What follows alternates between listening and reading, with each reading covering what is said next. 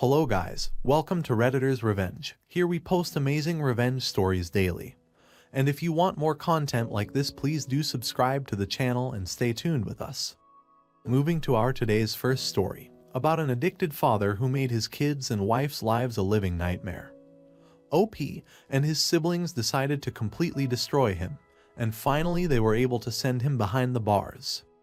The characters: Dad, the worst father of all time; Mom, biological; Ryan, my twin brother; Kyan, my older sister; Dusty, my stepfather. Now story. The before. Way back when Kyan was born, Dad had already fallen off the wagon. The first thing he ever did was physically force Mom into doing substances, to make sure she stayed with him. Following her birth, things only got worse. While Mom would do what she could, Dad was not happy about having a kid. He'd lock Kyan in her room for days at a time because you can't make meth while hearing how hungry your child is. 2 years later, Mom was pregnant with Ryan and me. She immediately tried quitting the drugs, and had some success, but having meth in our system, we were at serious risk. Ryan and I were born with huge complications: premature, barely breathing, and weakened immune systems. After that came the worst few months for Mom to endure. While having one kid made Dad angry, having 3 made him fly completely off the handle. It was at this time Mom made the hard decision to call DCFS on herself. She knew we weren't safe and wanted a way for us to escape this situation. Mom willfully signed away her rights to us, and Dad of course wanted to fight. Both were arrested for child abuse and endangerment as well as the drugs. It took 4 years and hundreds of letters from Mom to get into rehab. As this was happening, my siblings and I lived with our grandmother, who we grew up calling Mom. My grandmother had no intention of fully adopting us, but she was left with little choice after a few years. It was either adopt us or we would be taken into DCFS care. Life was better for us mostly. There's a reason I never mentioned my adoptive father, and we were safe. After a few years in rehab, Mom was able to get back in touch with us. She was welcomed, and I ended up crying because I found out my adoptive mom wasn't my real mom. We did get to leave kindergarten early the day she came home, though. We grew as a family and it was good. After a few years of this, my adoptive father left the picture. Now everything is great. My grandmother passed away in 2017. This was hard for everybody, but especially for Mom. She was devastated, losing the one person who believed she could become clean, a good person, and a great mother. Now, Dad gets out of prison and goes back in every few years, and he usually tries to get in touch when he does. This year was different. We didn't have our grandma to make sure everything would stay safe, and Mom didn't think she could handle seeing him. The mistake. The day comes to bury my grandmother. It was a particularly warm November day. We are all having a hard time and don't deal with grief too well. I stayed with Mom the entire time while Ryan went to our other grandparents to help out. Kyan stayed in her room the whole time. We occasionally checked in on her. Night falls and we are looking through old pictures of Grandma. We were finally able to stop crying. That is until we hear some heavy banging on our door, followed by it swinging open, and in walks Dad. He goes straight to Kyan's room and Mom is simply frozen. This is the first time I've ever seen her this way. He eventually leaves on his own after some screaming and making Kyan cry. He ended up taking her money and then hitting her. Dusty has called the police already. We have a police scanner. Dusty has been outside the whole time, and as soon as Dad left, he went to confront him. Mom had to snap herself out of that frozen state and called Dusty inside. She didn't know if Dad was armed or anything and didn't want to take any chances. Dad goes across the street and pulls stuff out of his pocket as the cops pull up. He was dumping his bath salts right in front of the cops. He ends up arrested and we get a restraining order. This is not the last we see of him, though. Over the next few years, we hatch a plan to make sure he regrets ever threatening our family again. The plan we managed to come up with was initially supposed to be petty and mildly inconvenient, but it ended up being so much more.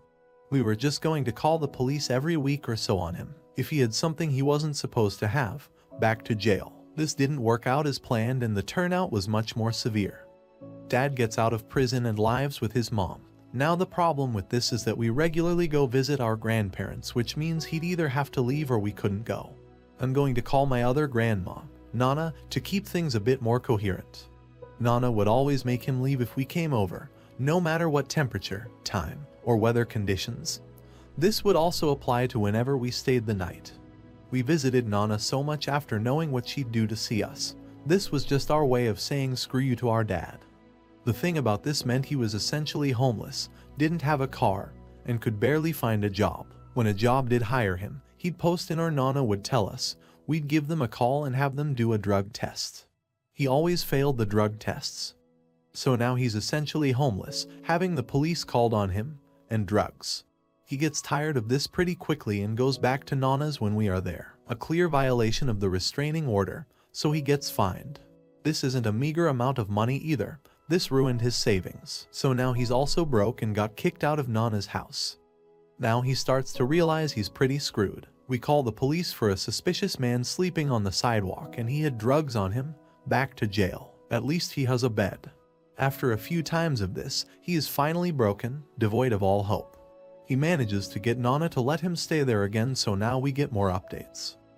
This has been going on for months now, and we weren't going to stop. Job, gone. Home, gone. Money is gone. Drugs are gone. Hope is gone. He started to be clean for a bit. Hard to get drugs if you can't buy them, and when you do they immediately get confiscated.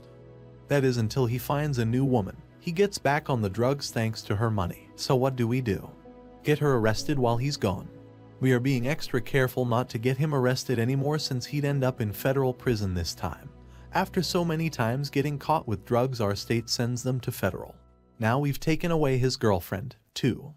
The effect, all of this has worn him down. He's gone. Anytime he'd regain even a tiny bit of hope, we'd snuff it out. He eventually tries to take his own life with a gun that he's not supposed to have, and he fails. So now we get to watch him suffer in the hospital while knowing he gets taken to prison as soon as he heals. We had to make things worse for him. We couldn't let the times we didn't call the police go unnoticed after all. We hide some illegal substance in his dresser, easily noticeable when the police come to search. He now has quite a while in federal prison. Now, here is the end of first story. I hope you enjoyed it, and you can also share your opinion about this story in the comments section. Also let me know if you were in the same situation as OP's mother, what you would have done. So before moving to the second story, please hit the like button and do subscribe to the channel to stay tuned with us for more awesome stories. Now, moving to our today's second story, about a malicious compliance OP performed on his bad boss for making his entire team stay at the office and worked on national holiday, which resulted in the bad boss losing her job. Now story. So this starts on Monday, the 13th, as I receive an email from a VP, not over my department, or bad VP. I am told that my team will be required on the 4th. I politely tell them no, that our team has been scheduled this day off and people already have plans. My team is the IT team, and as many of you know, IT team gets shafted every time it can get shafted by any company. So over the week, I let my team know what is happening. I let them know I have been reaching out to higher-ups to fix it. I also tell them that if their plans are ruined, I will make it right at work. Throughout 3 meetings, it starts to look like things will not go my way. In response, I send an email to the CEO of the company. All of my higher-ups know I was going to do this and said I should do this as he is very family-oriented and that he would not allow anyone to work on a national holiday. Well, he is on vacation in the Bahamas until the 6th, but his assistant informed me he would look at this after he gets back. Repeatedly slams head into a desk. So I tell everyone that it will be work from home and that we will be setting my cell phone as a priority in the call routing, meaning I would get most of the calls. To be honest, I was expecting almost 0 calls, especially since I was asked to send out a notification that IT support would cover the 4th of July. I never sent that email out. A day later, I was given another outrage. I was told in an email that my employees would be required to be at the office, and no one was allowed to work from home. They would be checking the door badge-ins to verify we were at the office. I asked why in an email, and they said that they wanted to make sure no one was playing video games at work. We normally work from home about 2/3 of the week, and video game playing is a normal occurrence at work. So I walked into the person's office. After a very long conversation where she was losing the logic war with me, she told me that it's just IT.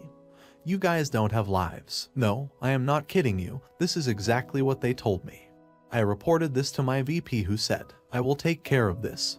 It likely won't be until after the 4th, so get creative. I know this man well. We have worked together a long time, and get creative is code for corporate fuckery.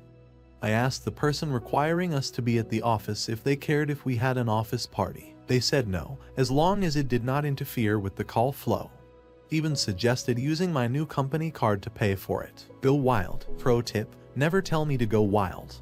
At this point, it was Tuesday the 21st. I let everyone know what's up, but that I have something planned. I asked who had things planned for that day.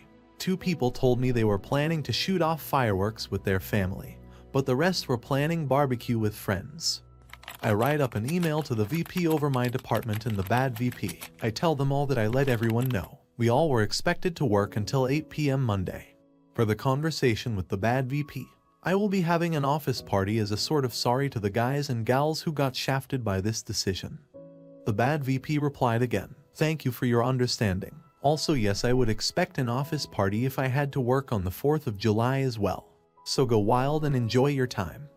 Use your new company credit card if you need to cover a few expenses. Also, I should not have to remind you or anyone else. No fireworks or alcohol on company property."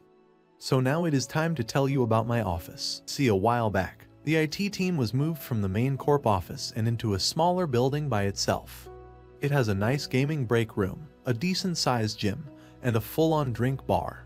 Soft drinks, mind you, no alcohol at work. Out back is a big patio that crosses county lines as soon as you cross a small creek. A creek that just so happens to have a footbridge over it, leading to an empty field. I start making phone calls. Monday, June the 25th. I call up everyone into an hour early meeting that morning. I explain to them all that I will be making it right. I asked everyone to invite their friends and family to the office. No supplies will need to be brought by anyone. I tell them all that this will be non-alcoholic, but that I will be planning something for everyone.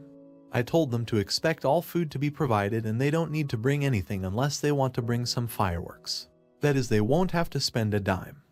The 4th comes and the entire day, we did absolutely no work. No tickets, no calls came in. Well, 7 calls did come in, but from the same person. The bad VP. She was calling to make sure we were manning the phones. All of us were playing video games or watching movies. 6 p.m. rolls around and everyone was told that the food was ready. People were expecting hot dogs, hamburgers, and maybe a bratwurst or 2. What they got was a full-on barbecue feast with pizza and other foods. There was smoked brisket, spare ribs, smoked sausage, smoked turkey, both kinds of tater salad, coleslaw, green beans with bacon and onion, potatoes au gratin, pizza from 2 different places, excellent hamburgers, and bratwurst hot dogs. In the dessert, the side was cake, very good cookies, 4 different kinds of pies, and about 2 pounds of fudge. Families and friends started showing up at around 6:15ish. Some brought alcohol, but I told them they would need to leave that in their cars as I was not that crazy. Some were not too happy about that but agreed as it was a free dinner for random strangers. So let me set the scene for you. I am out there with all calls routed to my cell phone, and everyone just having a good time. We have a ton of people there just enjoying the fun night, chatting about random stuff, eating the food, and occasionally lighting off some sparklers or throwing firecrackers into the stream. My VP, not the bad VP mind you, showed up with his family and brought some water balloons for the kids and manchildren. Around 8:30ish it's getting dark and people want to shoot off more than the simple sparklers and firecrackers we had been using. The VP over the IT department had everyone cross the footbridge, over the county line and off company property mind you, and we set up a big wooden board using it as our launch pad. We fired off what we had for an hour or 2, and sort of just hang out for a little while. At around this time, people were tired and ready to head home. I told people to take home leftovers, within reason. We all clocked out at 8 and no one left until about 10:30. The bad VP did call once more while we were out back at the party. It was 7:50 and she called asking for a status update. My exact words were, "Well, you were the only one to call us today. The rest of us are on the back patio enjoying the 4th of July shindig." She simply acted like my boss and said as long as no alcohol or fireworks are on company property, I do not care. We ate roughly half of the food catered. The rest was taken home. A small group volunteered to stay behind to clean up, including my VP.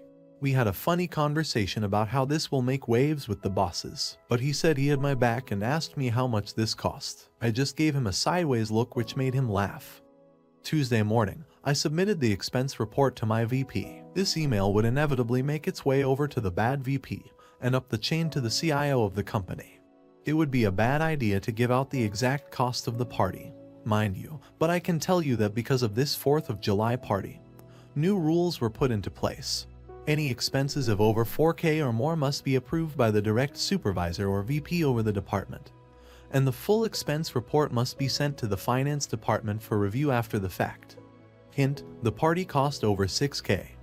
The barbecue was the most expensive part. I did not order from a low or mid-tier place. The place I ordered from has consistently been in the top 10 in the DFW listing for the last 30 years. I ate at that place so much that I made friends with the owner. The best barbecue I have ever had. The pies and cakes were customs made by a bakery, and the cookies were made by a boutique cookie place.